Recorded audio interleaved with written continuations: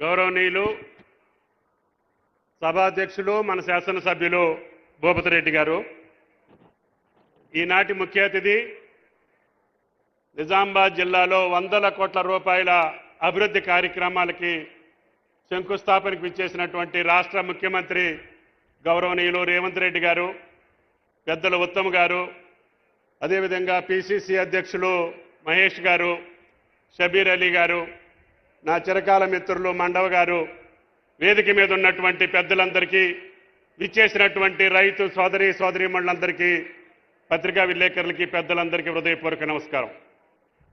ఈ యొక్క వ్యవసాయ జిల్లా అయినటువంటి నిజామాబాద్ జిల్లా రేవంత్ రెడ్డి గారి పాలనలో నేను మొదటిసారిగా వచ్చినప్పుడు కాంగ్రెస్ ప్రభుత్వంలో ఈ యొక్క నిజామాబాద్కే వ్యవసాయ కళాశాల లేదు, ఉమ్మడి జిల్లాలు 10 జిల్లాల్లో నల్లగొండకి నిజామాబాద్కి వ్యవసాయ కళాశాల లేదు, మాకు ఇవ్వాలి అని చెప్పి జిల్లా ప్రతినిధులతో పాటు సుదర్శన్ రెడ్డి గారు, అదేవిధంగా శాసనసభ్యులు మండవ గారు, ప్రియమైన పెద్దలందరూ కూడా ఏకైక కోరిక కోరారు, వ్యవసాయ కళాశాల. నేను కూడా న్యాయమేనని చెప్పి ముఖ్యమంత్రి గారికి చెప్పటం, తప్పకుండా ఇద్దాము అని చెప్పి మొట్టమొదటగా భారతదేశంలో ఒక రాష్ట్రంలో ఒకే సంవత్సరంలో 3 వ్యవసాయ కళాశాలలు శాంక్షన్ చేసినటువంటి ఘనత గౌరవ ముఖ్యమంత్రి గారిది అని చెప్పి మీకు ఈ సందర్భంగా మనం చేస్తున్నాం. ఒకటి ఉత్తమ్ గారు పట్టుకెళ్లారు, రెండోది మహేష్ గారు పట్టుకెళ్లారు, మూడోది కూడా త్వరలోనే ప్రారంభిస్తామని చెప్పి కూడా ఈ సందర్భంగా మనం చేస్తున్నాం. మీకు తెలుసు, వ్యవసాయ శాఖకు సంబంధించి గౌరవ ముఖ్యమంత్రి గారు వారి ఆధ్వర్యంలో ఈనాడు భారతదేశంలోనే తెలంగాణ రాష్ట్రం వ్యవసాయ పరంగా అన్ని రంగాల్లో ముందుండేటటువంటి అవకాశం ఈనాడు తెలంగాణ రాష్ట్రానికి దక్కింది. ఉత్తమ్ గారి సహాయ సహకారాలతోటి, నీటిపారుదల, అదేవిధంగా భగవంతుడి దయతోటి భారతదేశంలో అత్యధిక వరి పంట పండించినటువంటి ఏకైక రాష్ట్రం తెలంగాణ రాష్ట్రం. అది తెలంగాణ రైతుల యొక్క గౌరవం అని చెప్పి మీకు ఈ సందర్భంగా మనం చేస్తున్నాం. అదే కాకుండా ఏ పంటలైనా సరే మన రాష్ట్రమే మొదటి స్థానంలో ఉంది. పామాయిల్లో కూడా ఈనాడు భారతదేశంలో మొదటి స్థానానికి ఎగబాకుతున్నటువంటి రాష్ట్రం తెలంగాణ రాష్ట్రం అని చెప్పి కూడా మీకు ఈ సందర్భంగా మనం చేస్తున్నాం.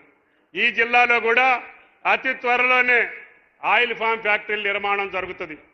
రేవంత్ రెడ్డి గారి నాయకత్వంలో గతంలో తెలంగాణలో ఒక ఖమ్మం జిల్లాలోనే ఉండేది. 1,00,000 ఎకరాలు ఉన్నటువంటి ఖమ్మం జిల్లాని మించి ఇప్పటికి 3 లక్షల ఎకరాలు తెలంగాణ రాష్ట్రంలో ఏర్పాటు చేసుకున్నాం. రేపు రాబోయే 3 సంవత్సరాల్లో ఇంకొక 3 లక్షల ఎకరాలకి పామాయిల్ పండించి ప్రతి జిల్లాలో కూడా ఆయిల్ ఫామ్ ఫ్యాక్టరీలు నిర్మాణం చేసి రైతుని రాజుని చేసేటటువంటి పంటగా ఈనాడు పామాయిల్ నిలుపుతామని చెప్పి కూడా ఈ సందర్భంగా మనం చేస్తున్నాం. ఈ రకంగా కష్టపడి పండించినటువంటి రైతుల యొక్క ధాన్యాన్ని ఉత్తమ్ గారి ఆధ్వర్యంలో భారతదేశంలో ఏ రాష్ట్రం కూడా కొనలేనటువంటి రీతిలో ప్రతి గింజ కొనటమే కాకుండా సన్నధాన్యం పండించినటువంటి రైతాంగానికి భారతదేశంలో 500 రూపాయలు బోనస్ ఇచ్చినటువంటి ఏకైక రాష్ట్రం తెలంగాణ రాష్ట్రం, రేవంత్ రెడ్డి గారి రాష్ట్రం. ఇప్పటికే 3,700 కోట్లు బోనస్గా చెల్లించాం.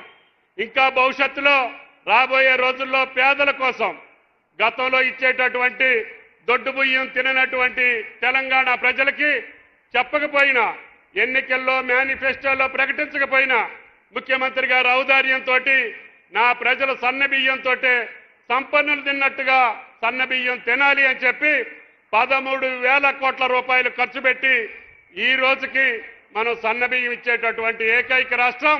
ప్రతి ఒక్కళ్ళకి కూడా 83% ప్రజానీకానికి సన్న బియ్యం ఇస్తున్నారు. అది ఉత్తమ్ గారి నాయకత్వంలో. ప్రతి ఒక్కళ్ళకి కూడా రేషన్ కార్డు అడిగిన వాళ్ళకి అడిగినట్లు ఇచ్చాం, ఇందిరమ్మ ఇళ్ళు ఇచ్చాం. అదేవిధంగా ఉచిత బస్సు సౌకర్యం మీరు చెబితే ఆశ్చర్యపోతారు. ఒక రాష్ట్ర ప్రభుత్వం ఒక ఆర్టీసీ సంస్థకి 2 సంవత్సరాల్లో 9,000 కోట్ల రూపాయలు జమ చేసినటువంటి ప్రభుత్వం రాష్ట్రంలో, దేశంలో రేవంత్ రెడ్డి గారి ప్రభుత్వం. ఈనాడు ప్రతి మహిళా తల్లి 2,79,00,000 సార్లు మీరు ఆర్టీసీ బస్సులో ప్రయాణం చేశారు తల్లి.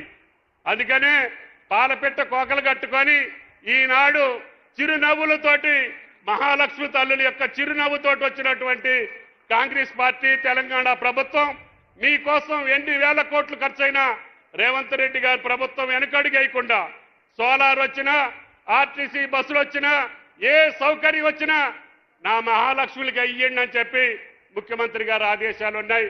తప్పకుండా కాంగ్రెస్ పార్టీ చెప్పినటువంటి అన్ని కార్యక్రమాలని తూచా తప్పకుండా ఎన్ని ఇబ్బందులు వచ్చినా ఎన్ని కష్టాలు వచ్చినా ఆర్థిక పరమైనటువంటి విధ్వంసం జరిగినటువంటి రాష్ట్రాన్ని వికాసం వైపు నడపడానికి పూనుకున్నటువంటి రేవంత్ రెడ్డి గారికి ఇచ్చినటువంటి ఆశీస్సులు రేపు రాబోయే ఏ ఎన్నికల్లోనైనా మీరు రేవంత్ రెడ్డి గారి ప్రభుత్వాన్ని కాంగ్రెస్ పార్టీని గెలిపించాలని చెప్పి మిమ్మల్ని అందరినీ ప్రార్థిస్తూ ఈ అవకాశం ఇచ్చిన మీ అందరికీ ధన్యవాదాలు తెలియజేస్తా. సెలవు. Thank you.